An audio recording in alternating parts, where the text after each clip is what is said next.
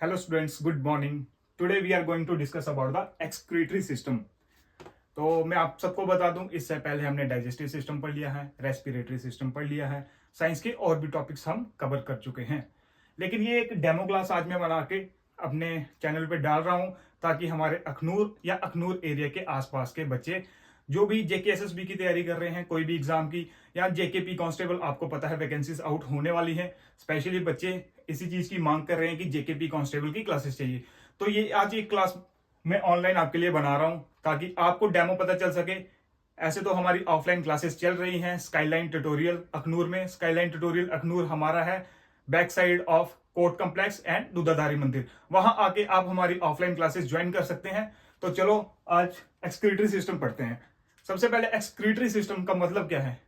Excretory system में ही आया है एक्स। एक्स मतलब एग्जिट, यानी कि अपने शरीर से हार्मफुल या वेस्ट सब्सटेंसेस को बाहर निकालना, उसे ही कहते हैं एक्सक्रीटरी सिस्टम। अब आप सोचोगे कि हमारे शरीर में हार्मफुल या वेस्ट मटेरियल आया कहां से? तो उसका मेन सोर्स है आपका फूड, जो खाना हम लोग खाते हैं। खाने से हमें न्यूट्रिएंट्स तो मिलते ही मिलते हैं, लेकिन उसके साथ कुछ ऐसे सब्सटेंसेस भी आ जाते हैं जो हमारी बॉडी के लिए हार्मफुल हैं। उन्हें हमारे शरीर से बाहर निकालना ही पड़ेगा। अगर ना निकालें तो क्या होगा? तो हमारी उससे क्या हो सकती है? डेथ भी हो सकती है। तो ये वेस्ट प्रोडक्ट या वेस्ट सब्सटेंसेस हमारे शरीर से बाहर निकलना बहुत जरूरी है। दूसरा ये आते हैं हमारे बायोकेमिकल रिएक्शंस थे। बायोकेमिकल रिएक्शन, हमने डाइजेस्टिव सिस्टम पढ़ा था जिसमें मैंने आपको बताया था कि एंजाइम्स क्या क्या कर रहे हैं डाइजेस्टिव सिस्टम में। आप अच्छी तरह भली भांति जानते हो वो सब। और उसके बाद हमने रेस्पिरेटरी सिस्टम पढ़ा था, एनारोबिक रेस्पिरेशंस। तो ये सब, इन सब से ही हार्मफुल सब्सटेंसेस बनते हैं। लेकिन उन हार्मफुल सब्सटेंसेस को बाहर निकालने के लिए हमारा एक्सक्रीटरी सिस्टम हमारे पास है। तो अब हम देखेंगे कि हमारे एक्सक्रीटरी सिस्टम में कौन कौन से ऑर्गन्स आते हैं, और वो वेल एक्सप्लेन करने के लिए मुझे यहाँ पे डायग्राम ड्रॉ करनी पड़ेगी। तो I just want only 2 minutes.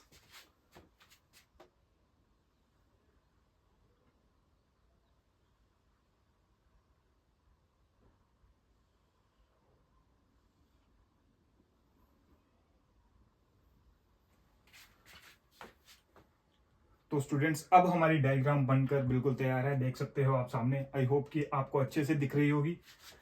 तो एक्सक्रीटरी सिस्टम में हमारे ऑर्गन, जो मेन ऑर्गन है, वो होती है हमारी किडनी। ये सामने आपको दिख रही है किडनी। बीन शेप होती है किडनी की। हमारी हमारी 2 किडनीज होती हैं, ठीक है। और आप ये देख रहे हो कि ये किडनी थोड़ी सी ऊपर है और ये किडनी थोड़ी सी नीचे है, यानी कि इनका साइज ऊपर नीचे है। एग्जैक्टली हमारी किडनी ऐसे ही होती है, एक किडनी थोड़ी सी ऊपर, दूसरी थोड़ी सी नीचे। उसके बाद किडनी हमारी किससे जुड़ी हुई है? आयोटा आर्टरी से, जो लेके आती है हमारा oxygenated blood. Iota artery oxygenated blood लेके आएगी किडनी तक। किडनी में जाएगा ऑक्सीजनेटेड ब्लड। ये देखिए, ये मैंने पूरा स्ट्रक्चर बनाया हुआ है किडनी का, ठीक है। जब ये ऑक्सीजनेटेड ब्लड लेके आएगी तो ये फर्दर डिवाइड हो जाएगी ब्रांचेस में, जिसे हम बोलेंगे कैपिलरीज। जब ये आर्टरी कैपिलरीज में डिवाइड होगी, कैपिलरीज के बाद ये दोबारा ज्वाइन होके क्या बना लेगी? तुम्हारी वेन्स। जब ये ऑक्सीजनेटेड ब्लड यहां लेके आएगी तो ब्लड में कुछ इंप्योरिटीज होगी, वेस्ट सब्सटेंसेस होंगे। वो वेस्ट सब्सटेंसेस क्या होगा? वो किडनी में रह जाएंगे। उसके बाद जो हमारा ब्लड है वो वेन के थ्रू कहां जाएगा? दोबारा हमारे हार्ट के पास। यहां पे होगा डिफ्यूजन प्रोसेस, जो हमने रेस्पिरेशन में पढ़ा था। एरोबिक रेस्पिरेशन, एनारोबिक रेस्पिरेशन, ये सब हमने पढ़ लिया हुआ है, आपको पता है ऑलरेडी। और फिर उसके बाद वेन से होते हुए हमारे हार्ट तक जाएगा। यहां तक मुझे लग रहा है कि आप सबको क्लियर हो चुका होगा। अब आ जाओ डायग्राम पे। ये हमारे आयोटा आर्टरी लेके आ रही है प्योर ब्लड, और उसके बाद वेन्स, यानी कि इंफीरियर वेना कावा जो होती है, वो हमारे चेस्ट के नीचे वाले पार्ट से डीऑक्सीजनेटेड ब्लड लेके जाती है हमारे हार्ट तक। ये ऑलरेडी मैंने आपको बताया हुआ है जब हमने सर्कुलेटरी सिस्टम पढ़ा था। अब किडनी के साथ ही जुड़ा हुआ होता है क्या? यूरेटर। यूरेटर आगे जाके मिलता है किसमें? यूरिनरी ब्लैडर में। ये है हमारा यूरिनरी ब्लैडर, जहां आके क्या इकट्ठा होता है? हमारा यूरिन। और यूरिनरी ब्लैडर में मेल में 800 ml तक स्टोर हो सकता है यूरिन, और फीमेल के लिए 500 ml तक यूरिन यहाँ पे स्टोर हो सकता है। और नॉर्मली जब हमें अर्ज हो वॉशरूम जाने की, वो कब होती है? जब हमारा यूरिन 150 से 200 ml तक भर गया हो, तो हमारा ब्रेन हमें बताता है कि अब हमें कहां जाना चाहिए, यूरिन पास करने। ठीक है, यहां तक आपको मुझे लग रहा है कि बिल्कुल समझ आ गया है। अब इनको हम क्या कहते हैं? Renal artery and renal veins. ये सामने आपको दिख रही हैं।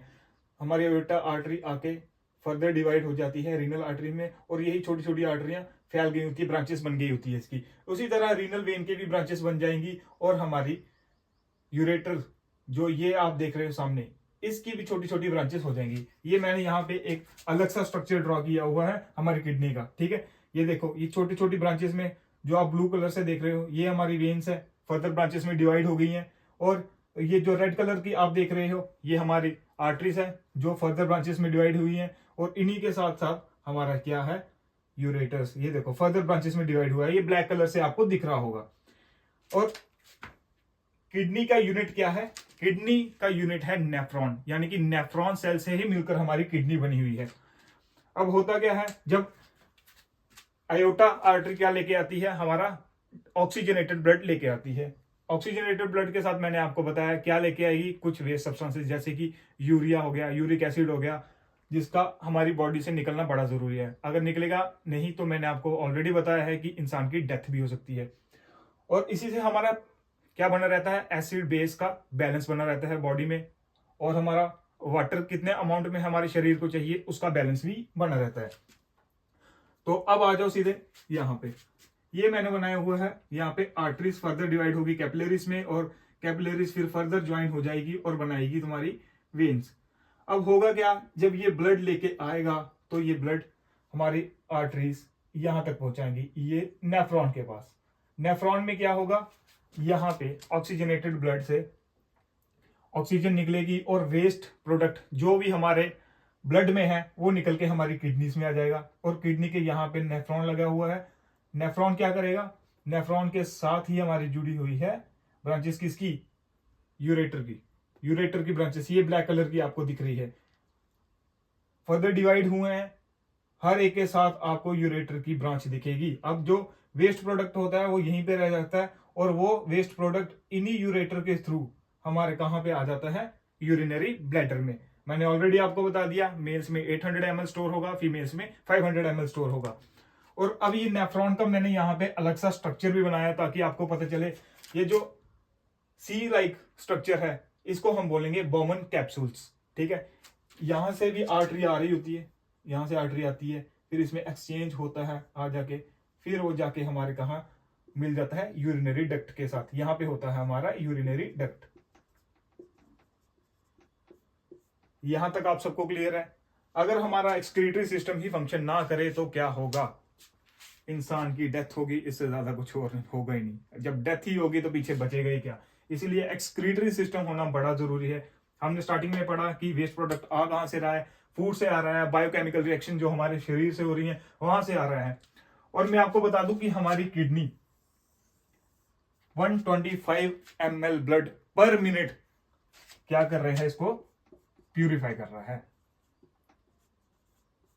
125 ml पर मिनट हमारी किडनी ब्लड को प्यूरिफाई करती है। और हमारे किडनी की लोकेशन क्या है? रेट्रोपेरिटोनियल।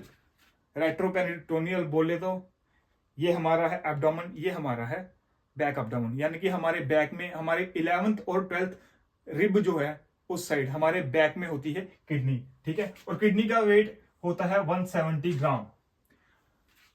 तो आई होप कि आज का सेशन आप सबको पसंद आया होगा। अब आपने यूरिनरी सिस्टम के बारे में पूरा पढ़ लिया है।